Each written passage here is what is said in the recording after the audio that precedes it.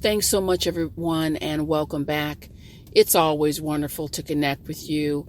I can tell you from the bottom of my heart that I really love sharing these messages with you. I love the inspiration that comes from the notes that I received. I love connecting with people and just really hearing stories, getting ideas to just bring them to you. So thank you so much for continuing to share a piece of your valuable time with me.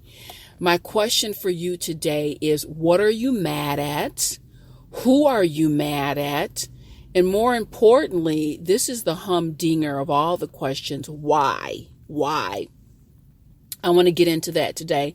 I was sitting with a woman recently, and my goodness, or as my grandfather used to say, great goodness, she had a laundry list of people, circumstances that she was angry with, that had upset her. And I asked her a question, and she looked at me. She even got mad at me, I believe. She was trying to suppress it. And it was just a very matter of fact.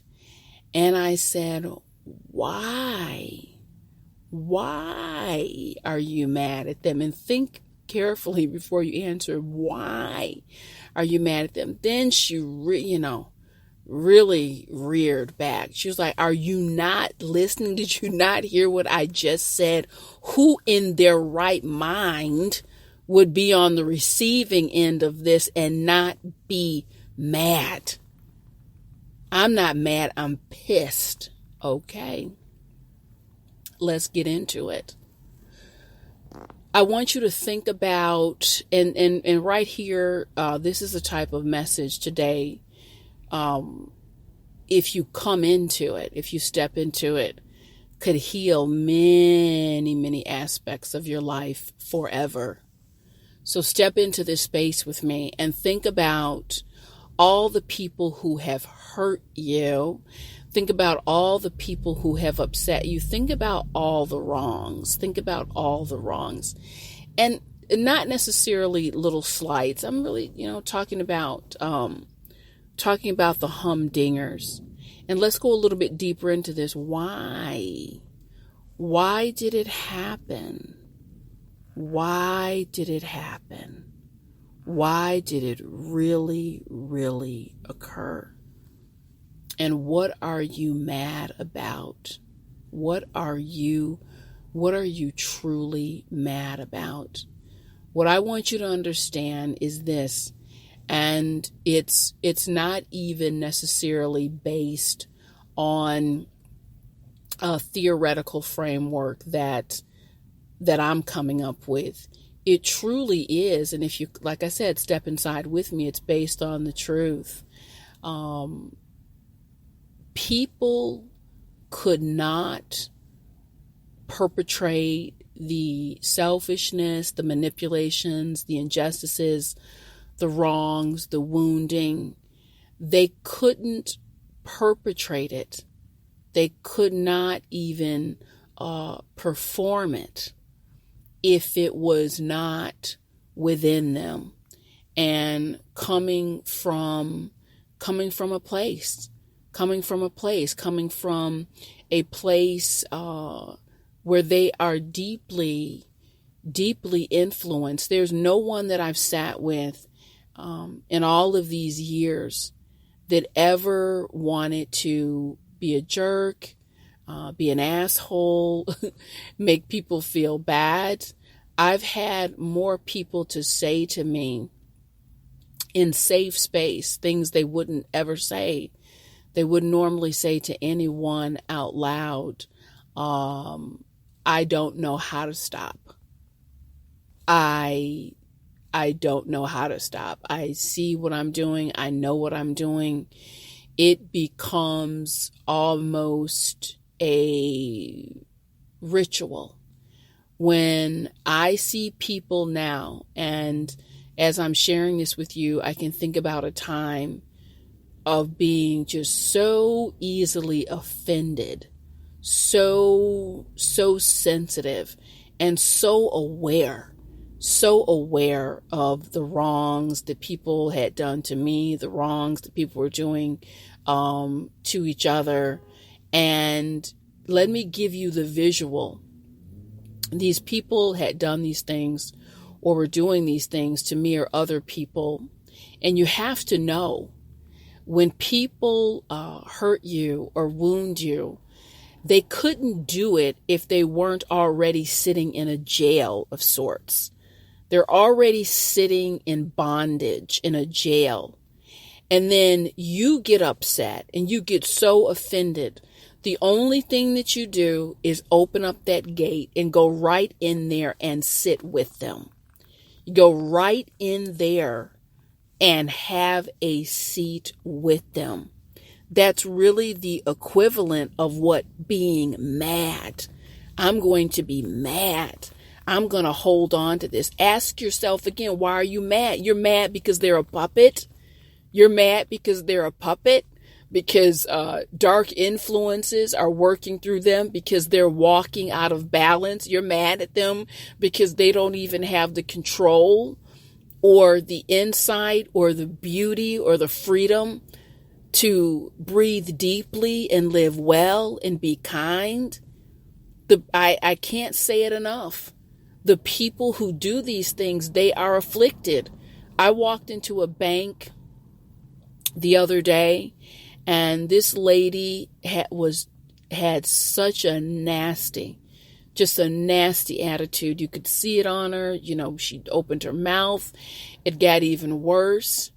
And I will say to you in all honesty, there was a time that would have just, in the moment, I really would have felt such a need to just say something or do something to put that mirror up in front of her, letting her know you're so nasty and I'm not going to take it.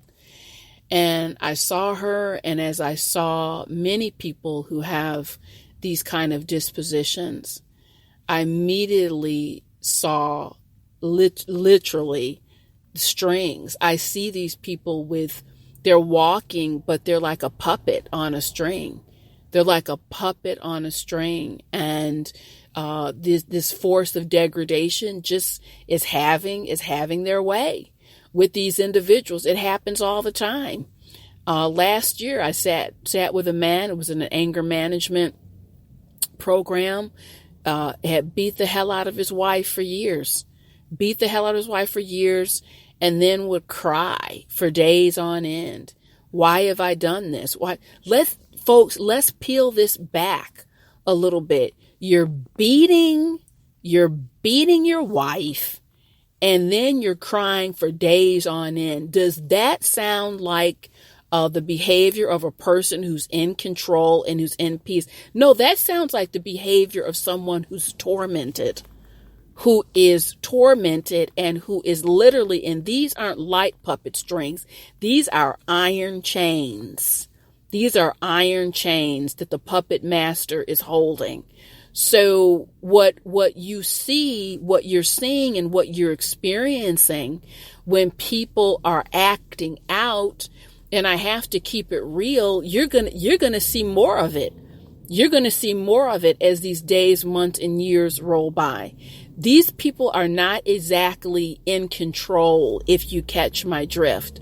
And so when you take it upon yourself to get offended and to be hurt and to walk in that and to live in that, what you're doing is stepping into the jail with them. And you might as well take one of those heavy iron puppet strings, put them on yourself too. Because then you're used. And I've said it before, I said it again. If that negativity and those dark influences can't get to you directly, they will use someone else to do it. And I can hear someone saying, well, Sheila, what do we do? Just skip out here with butterflies and cotton candy? Is anyone responsible for anything? What is their fault? If it's not their fault that they're being used like puppets, then what's the issue? Is anyone to blame? Let me tell you this. it's not their fault. And that's where the compassion comes in. But it is their responsibility to wake up and take control, just like it's my responsibility and your responsibility. People run into problems. They run into issues, mental health, their spiritual overlays. People just run into problems. Now, is it their fault? No one is going to step into a bear trap or step into the web of a black widow intentionally, but we're out here. It happens. So I'll let everyone off the hook and I'll say it's not your fault, but it is absolutely 10,000% your responsibility. And that's where free will comes in. You have a choice how you are going to respond to these individuals and these situations. Are you going to be mad? And if you choose to be mad because, man, here's a person who's not taking responsibility for themselves. Be mad at that, then say a prayer for them, send them some light, but you don't sit there and hold it. You don't sit there and hold it. You know what I do? I have a list. It is long, okay? Because sometimes there's strangers that'll go on this list. Sometimes there's just people I know that I have to work with that are involved in my life on different levels.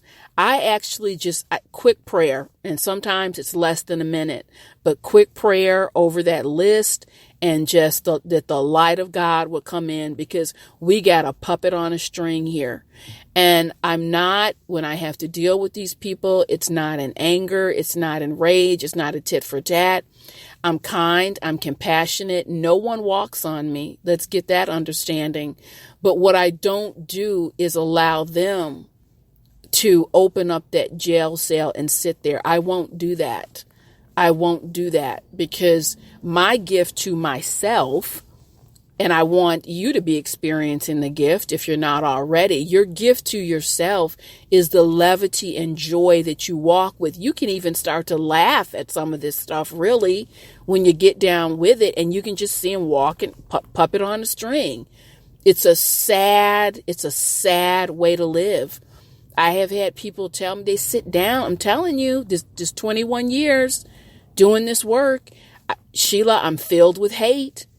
I'm filled with hate. Out of 7 days, I may have